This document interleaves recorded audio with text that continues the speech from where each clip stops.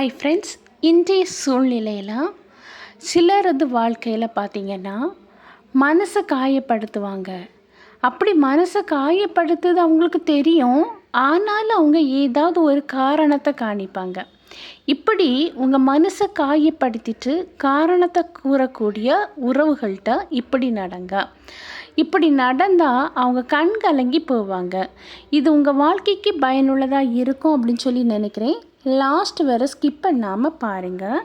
இப்போ நம்ம வீடியோக்குள்ளே போகலாமா? ஏதாவது ஒரு உறவு உங்ககிட்ட அளவுக்கு அதிகமாக அக்கறை காணிக்குதான், அந்த உறவு பக்கத்தில் இருக்காதுங்க. கண்டிப்பாக அது தூரத்தில் தான் இருக்கும்.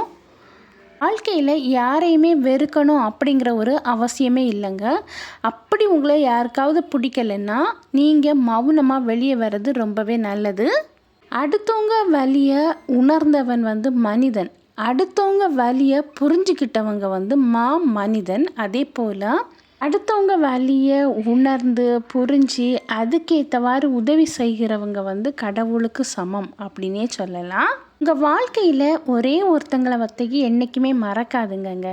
யார் அப்படின்னு சொல்லி பார்த்தீங்கன்னா, உங்கள் கூட நல்ல சந்தோஷமாக இருக்கிறத விட நீங்கள் துன்பத்தில் இருக்கும்போது, கஷ்டத்தில் இருக்கும்போது நான் இருக்கேன்டா அப்படின்னு சொல்லி யாராவது ஒருத்தங்க உங்களுக்கு தோள் கொடுத்து தூக்கி விட்டுருப்பாங்க பாருங்கள். அவங்கள லாஸ்ட் வரை மறக்கவே மறக்காதீங்க. யாராவது ஒருத்தங்க உங்களை நேசிக்கிறாங்கன்னா அவங்ககிட்ட போய் சொன்னீங்கன்னா அவங்க நம்பிடுவாங்க அப்படின்னு சொல்லி மட்டும் நினைக்காதீங்க. ஏன்னா அவங்க நீங்கள் போய் சொல்கிறத கண்டுபிடிச்சிருவாங்க. ஆனால் நம்ம கண்டுபிடிச்சிட்டோன்னு தெரிஞ்சிட்டுனா அவங்க உணர்வுகள் மதிக்கப்பட இல்லாமல் ஆயிருமே, சேம் ஆயிடுவாங்களே அப்படிங்கிறதுக்காக அவங்க என்ன பண்ணுறாங்கன்னா தெரியாதது மாதிரி நடிச்சுக்கிறாங்க. இந்த உலகத்தில் எதையுமே எதிர்பார்க்காம அளவு கடந்த அளவு பாசத்தை அன்பை கொட்டி கொட்டி கொடுப்பாங்க.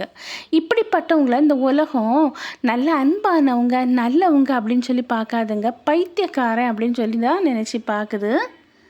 வாழ்க்கையில் ஒவ்வொருத்தங்க சொல்கிற பொய்யும் அவங்க தலை குனியவை தான் ஏற்படுத்துமே தவிர அது தலை நிமிர செய்யாது.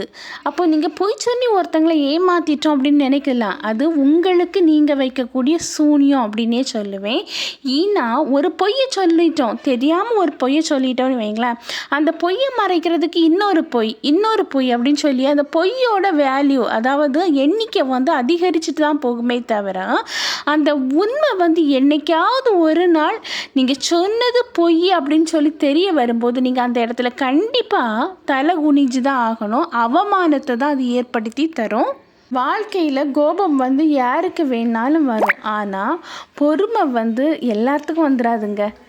யாராவது ஒருத்தங்க தான் எந்த தவறு செய்தாலும் பொறுமையாக அனுசரித்து போவாங்க. இது உண்மை தானே?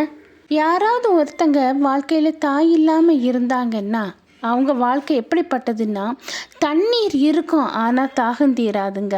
அதே போல் தான் எத்தனை உறவு நல்ல அன்பான உறவு இருந்தாலும் அது ஒரு தாய்க்கு ஈடாகாது அப்படின்னே சொல்லுவேன்.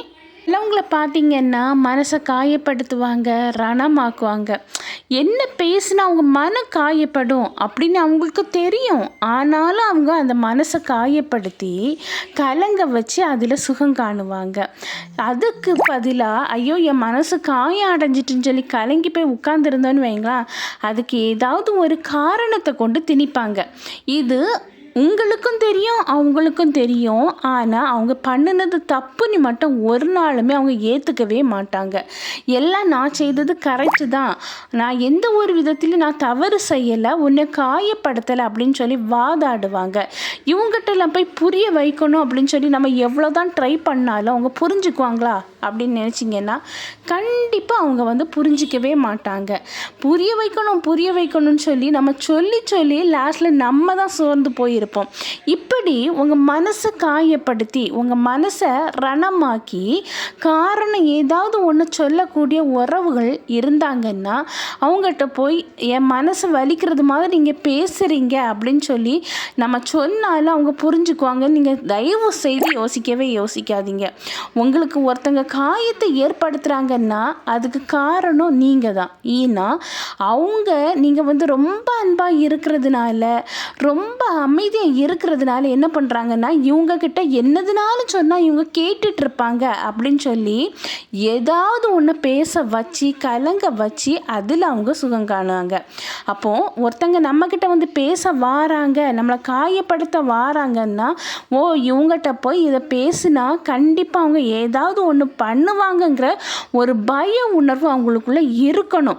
முதல்ல நம்மளை நம்ம மதிக்கணும். அடுத்தவங்க என்ன நினைப்பாங்கன்னு சொல்லி அடுத்தவங்களுக்காகவே வாழ்கிறோமே, உங்களுக்காக நீங்கள் வாழ்ந்திருக்கீங்களா? அடுத்தவங்க என்ன திட்டுனாலும் கேட்டுக்கிட்டே போகும்போது அவங்க என்ன பண்ணுவாங்கன்னா, அதான் சொல்லியிருக்கு தெரியுமா, கொட்டை தலை, அதாவது ஒருத்தங்க தலையில் கொட்டும்போது குனிஞ்சு நம்ம கொடுக்க ஏறி உட்கார்ந்து இருந்துக்குவாங்க. அதே இதை நீங்கள் எதிர்த்து கேட்டிங்கன்னா பயப்படுவாங்க. பேச வேண்டிய இடத்துல நீங்கள் பேசி தான் ஆகணுங்க, வேறு வழியே கிடையாது. உங்கள் மனசை வலியை உண்டாக்குறாங்க அப்படின்னு உங்களுக்கு வலியை தாராங்கன்னு தெரிஞ்சுன்னா தயவு செய்து அவங்கக்கிட்டேருந்து விலகி வர்றது ரொம்ப நல்லது. அதை புரிய வைக்கணும் அப்படின்னு சொல்லி ஒரு நாளுமே ட்ரை பண்ணாதீங்க. அது உங்களுக்கு நீங்களே பழையபடியும் வலிக்குள்ளே போவதுக்கு சான்ஸ் இருக்குது. ஆண்டவருடைய படைப்பில் மனித படைப்பு எப்படிப்பட்டது தெரியுமா? உள்ளத்தை பார்த்தா குப்பைங்க. அந்த உள்ளத்தில் அதிக அளவு குப்பை, அடுத்தவங்களை பற்றி பொறாமை, கோபம், பொய், மனசாட்சி இல்லாத வாழ்க்கை, இதெல்லாம் பண்ணுவாங்க. ஆனால் வெளியே பாருங்க, நறுமணம் வீசக்கூடிய திரவியங்களை பூசிட்டு வருவாங்க. இதுதாங்க மனித வாழ்க்கை.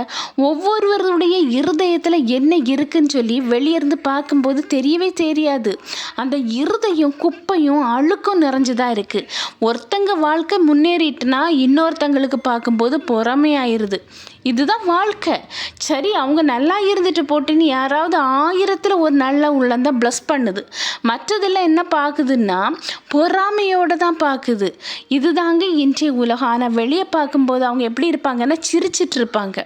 நல்லது சரி அப்படின்னு சொல்லுவாங்க. ஆனால் அவங்க உள் எண்ணங்கள் குப்பை நிறைஞ்சுதான் இருக்குது. வெளியே திரவியம் பூசுறது மாதிரி, அதாவது நறுமண திரவியம் பூசுறது மாதிரி பேசுவாங்க நாக்கில். ஆனால் உள்ளுக்குள்ளே பொறாமையில் வெந்துட்டு இருப்பாங்க. இந்த உலகத்தில் 100க்கு 80% மக்கள் அப்படி தான் இருந்துட்டு இருக்காங்க.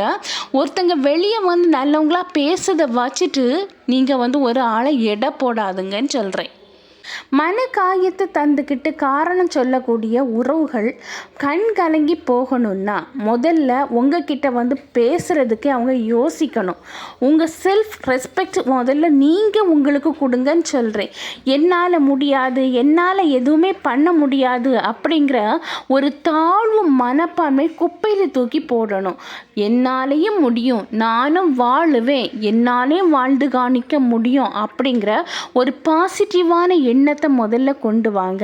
அதே போல தான் வாழ்க்கையில் முன்னேறணுங்கிற ஒரு வைராக்கியம் உங்களுக்குள்ளே வரணும். நீங்கள் எல்லாத்துக்கும் வளைஞ்சு கொடுத்துட்டு போக போக எல்லாரும் சேர்ந்து ஒரு தேள் கொட்டுவது போல் உங்கள் மனசை சொற்களால் கொட்டுவாங்க. அதை நீங்கள் கேட்டு மன காயப்பட்டு குமரி இருக்கிறத விட நான் இப்படி தான் அப்படின்னு சொல்லி அவங்கக்கிட்ட திமிராக இருக்கிறதுல தப்பே இல்லை. அவங்க கண் கலங்கும்படி, அவங்க உங்ககிட்ட என்ன பேசினாலும் இவங்க கேட்பாங்கங்கிற அந்த சிந்தனைகள் மாறதுக்கு முதல்ல உங்களை நீங்கள் நேசிக்கணும். யாருக்கிட்ட எப்படி பேசணும் அப்படின்னு சொல்லி தெரிஞ்சு வச்சுக்குங்க. எல்லாத்துக்கிட்டையும் வளைஞ்சு நெளிஞ்சு நீங்கள் கொடுத்துட்டு போனீங்கன்னா கண்டிப்பாக உங்கள் மனசு காயப்படும். ஏன்னா அவங்க ஏதாவது ஒரு வார்த்தையை பேசி உங்கள் மனசை காயப்படுத்துவாங்க. நீங்கள் ஏன் என்னை எப்படி காயப்படுத்துறீங்கன்னு சொன்னால் காரணத்தை சொல்லுவாங்க. அதனால் ஒருத்தங்க காயப்படுத்துறதுக்கு முன்னாடியே நம்ம உஷாராயிரணும். நம்ம இடம் கொடுத்தா தானே அவங்க காயப்படுத்த முடியும். அதனால நம்ம அடுத்தவங்க ஏளனமாக பேசுகிற அளவுக்கு நம்ம அடுத்தவங்க கிட்ட பழகிறத கொஞ்சம் கம்மி பண்ணணும்னு சொல்கிறேன்.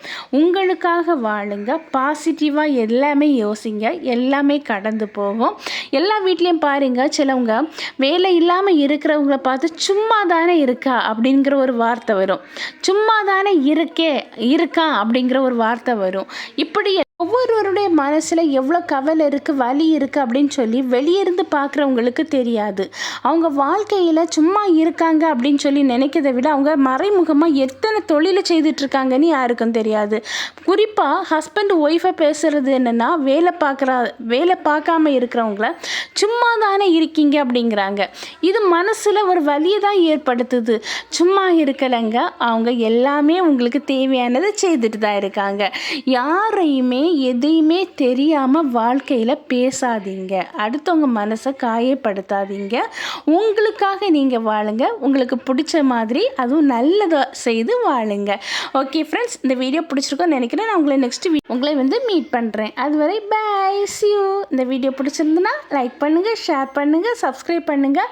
பக்கத்தில் இருக்கிற ஆளுங்கிற பட்டனை கிளிக் பண்ணிக்கிங்க. அப்போ தான் நான் போடக்கூடிய வீடியோ உடனுக்குடன் உங்களுக்கு அப்லோட் ஆகும். நான் உங்களை நெக்ஸ்ட் வீடியோவில் மீட் பண்ணுறேன். அதுவரை பை, see you.